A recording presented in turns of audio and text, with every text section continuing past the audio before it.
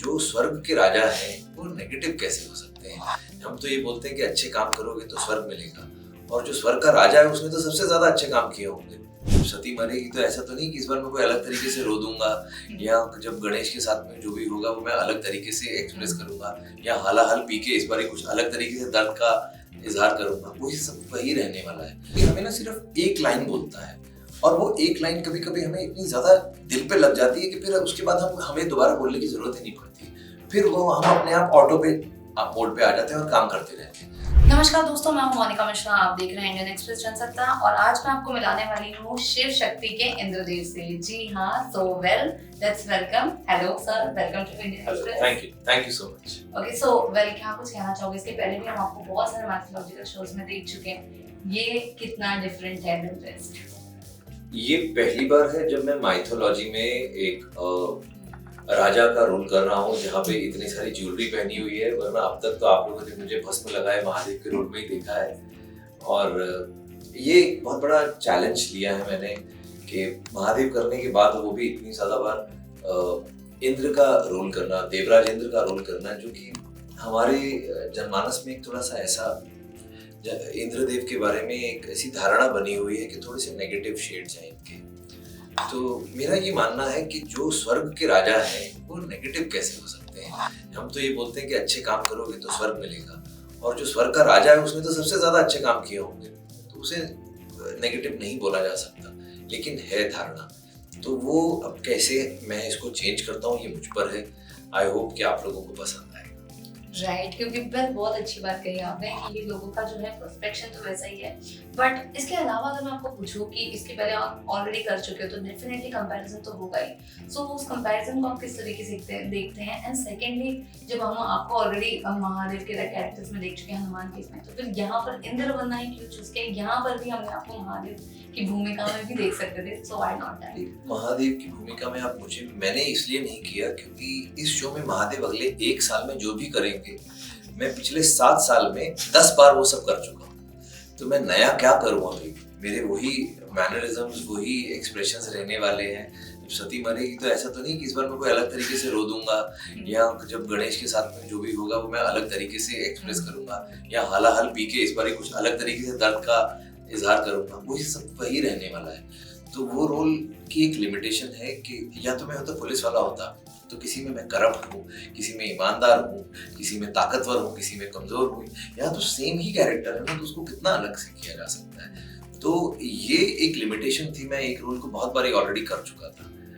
और जहां तक बात रहती है देवराज इंद्र की, तो मैंने बोला कि इसको पॉजिटिव लाइट में दिखाना अपने आप में एक बहुत बड़ा चैलेंज है, क्योंकि सीन भी जो लिख कर आ रहे हैं वो कुछ थोड़े से मैं नेगेटिव ही दिख रहा हूँ मैं, लेकिन उनको मैं इस तरीके से परफॉर्म कर रहा हूँ कि जब लोग देखेंगे तो उनको कहीं ना कहीं लगेगा कि इसके पास में एक जायज वजह है नेगेटिव होने की भी। तो वो आप जैसे ही ये मन में ख्याल आता है तुरंत पॉजिटिव हो जाता है। राइट। एंड दूसरी तरफ अगर मैं बात करूँ माइथोलॉजिकल शोज की स्पेशली, तो इतने सारे ऑलरेडी बन चुके हैं, लोगों ने ऑलरेडी पूरी स्टोरी देखी, वो जानते हैं। तो क्या लगता है आपको कि ये शो अब आ रहा है दोबारा से, क्या लोग सेम स्टोरी देखना पसंद करेंगे? देखिए, क्यों नहीं। आप एक ही स्टोरी कई बार बना सकते हो, आपको पता भी नहीं चलेगा कि सेम स्टोरी बनी है। शोले, कर्मा की भी सेम स्टोरी है, लेकिन बनी, सुपर हिट हुई थी। एक पिक्चर बीच में आई थी आंधी तूफान, वो भी सेम स्टोरी थी, वो भी बड़ी हिट हुई थी। तो बात वही होती है कि बनाने वाला, सुनाने वाला कहानी कैसे सुना रहा है। तो एक ही कहानी मैं 10 लोगों को सुनाऊंगा, वो आगे जाके 10 लोगों को अलग अलग तरीके से वो कहानी सुनाएंगे। ये कहानी सिद्धार्थ कुमार तिवारी सुना रहे हैं। सिद्धार्थ कुमार तिवारी की कहानी सुनाने का तरीका बड़ा अलग है। तीसरे क्या है कि हम लोग ये सोचते हैं कि हर 5 साल में जनरेशन चेंज हो जाती है।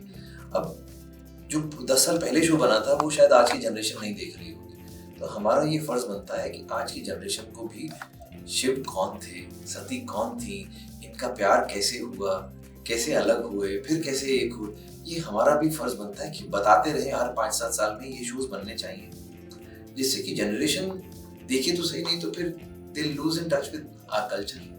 राइट। एंड वेल, इसके अलावा बात करें हम सेट की, तो किस तरीके का सेट का माहौल होता है, कितना शूट अब तक हुआ है, एंड शूट से क्या कुछ वाइब्स आपको आ रही है कि किस तरीके से ये होने वाला है? पिछले जितने भी आपने शोज किए उन सबसे ये डिफरेंट कैसे हो सकता है? देखिए, सेट का वाइब तो बहुत अच्छा है। क्योंकि बहुत सारे न्यू कमर्स हैं। तो न्यू कमर्स के आने से क्या होता है, फ्रेश एनर्जी आती है, वो सब अपने आप को प्रूव करना चाहते हैं, चाहे वो राम हो, सुबह हो, शालिनी हो, श्रीकांत हो, ये सब नए लड़के लड़कियां हैं। तो इनके आने से एक मेरे लिए भी है कि मैं इन सब से भी अच्छा करके दिखाऊं। तो मैं भी न्यू कमर की तरह ही बिहेव करता हूँ इन लोगों के साथ। देखिए, मैंने वही बोला ना कि सुनाने का तरीका, पोर्ट्रे करने का तरीका, आप वही पुलिस वाले का रोल किसी एक को करते हुए देखते हैं तो दूसरा पुलिस वाला भी आपको सेम नहीं लगता है। तो वो भी महादेव का भी रेंडिशन ऐसा ही है, जैसा मैंने किया है। आई एम श्योर राम उससे भी अच्छा करके दिखाएगा आप लोगों को, और जैसा विष्णु ये श्रीकांत द्विवेदी कर रहे हैं वो भी आई एम श्योर आपको बहुत अच्छा लगेगा। ये नई एनर्जी आप लोगों के सामने लेकर आएंगे। ओके, इंद्र का जो आप कैरेक्टर प्ले कर रहे हो उसके अंदर आपके पर्सनल इनपुट्स कितने थे? What you have given out of 90% मेरा है, 10% उन लोगों का है जो उन्होंने लिखा है। 90% मैंने इंद्र अपने ढंग से किया है, और 90 भी नहीं, मैं 70% कहूँगा। 30% उन लोगों से, क्योंकि मेरे डायरेक्टर साहब ने भी मेरी हेल्प की। उन्होंने मुझे, क्या होता है, कोई हमें ना सिर्फ एक लाइन बोलता है और वो एक लाइन कभी कभी हमें इतनी ज्यादा दिल पे लग जाती है कि फिर उसके बाद हमें दोबारा बोलने की जरूरत ही नहीं पड़ती। फिर वो हम अपने आप ऑटो पे मोड पे आ जाते हैं और काम करते रहते हैं। तो मेरे साथ अब वैसा हो चुका है। तो शुरुआत में उन लोगों ने मुझे समझाने के लिए थोड़ा सा ये 30% में इसलिए होगा। ओके, अब तक थोड़े बहुत शूट्स तो हो चुके होंगे, तो किस तरीके से आपको लग रहा है, जिस तरीके से शूट हो रहा है, और आपको क्या लग रहा है कि ऑडियंस को कितना कनेक्ट करेगा, कितना पसंद आएगा? ऑडियंस 100% कनेक्ट होगी, बिकॉज भोलेनाथ की टीआरपी वैसे इतनी ज्यादा है। सारी आप देख लो, पूरी इंडिया में जितने ज्यादा लोग शिवलिंग पर जाते हैं एक पूरे साल में, उतने तो पूरी दुनिया की पॉपुलेशन नहीं होगी। अब देख लो, महादेव की तो दुनिया जहान में पॉपुलैरिटी है, हर जगह पे पॉपुलैरिटी महादेव की। तो वो तो कोई कहने की बात ही नहीं है। लोग देखेंगे इसको, सिर्फ ये देखना है कि ये कितना बड़ा हिट होता है। मतलब ये टॉप 5 में आएगा ये तो मुझे पता है, टॉप पे जाता है, 1 पे आता है कि नहीं, ये एक देखने वाली चीज है। टॉप 5 तक आएगा ये तो मुझे पता है।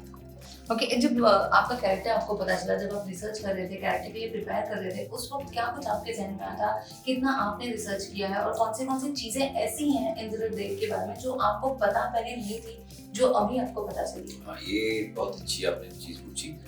मुझे काफी कुछ नहीं पता था पहले। मुझे इंद्रदेव के बारे में बहुत ही कम पता था।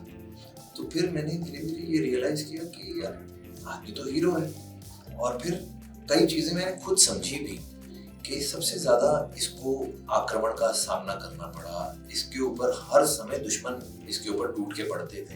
ये स्वर्ग का राजा है, हर कोई स्वर्ग पे राज करना चाहता है, हर कोई स्वर्ग के अंदर घुसना चाहता है। इट्स लाइक जैसे आजकल हर कोई यूएसए जाना चाहता है। तो ये यूएसए में तो फिर भी कुछ भी नहीं है, वो तो स्वर्ग का 1% भी नहीं है। ये स्वर्ग का राजा है। तो आप सोचो कि कितनी मुश्किल आ जाती है जैसे।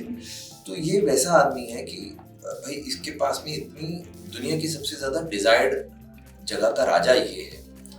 तो वो वैसे तो नहीं बन गया होगा ना वहां जाके राजा। ऐसा भी नहीं कि राजा के घर पैदा हुआ तो राजा का बेटा राजा हो गया, ऐसा भी नहीं।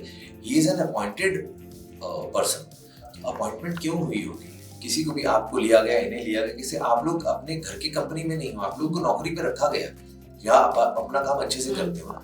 ऐसा ही इंद्र के साथ भी हुआ। उसको उसकी नौकरी पे इसलिए रखा गया या उस पद की इसलिए उसको बिठाया गया सिंहासन पे, तो वो अपना काम बहुत अच्छे से करना जानता है। तो वो कैसे दिखाया है ये हमारे ऊपर, आपको कहानी में दिखाएंगे। ऑलराइट, वेल, जिस तरीके से आपने कहा, डेफिनेटली हम सब वेट कर रहे हैं। लास्टली जाने से पहले क्या कुछ मैसेज देना चाहते हो आपके फैंस एंड व्यूअर्स को और ऑडियंस को जो आपको देख रहे हैं? मैं आप सबसे यही कहूँगा, भाई तारीख नोट करके रख लीजिए अपने अपने मोबाइल के कैलेंडर में और अपने अपने अलार्म्स में। 19 जून 8 बजे कलर्स पर शिव शक्ति तप त्याग तांडव। और जो कलर्स पर उस दिन नहीं देख सकते हैं कोई बात नहीं, वूट पर देख लीजिए, प्लीज देखिए। Alright, all the best, thank you so much for giving us your time.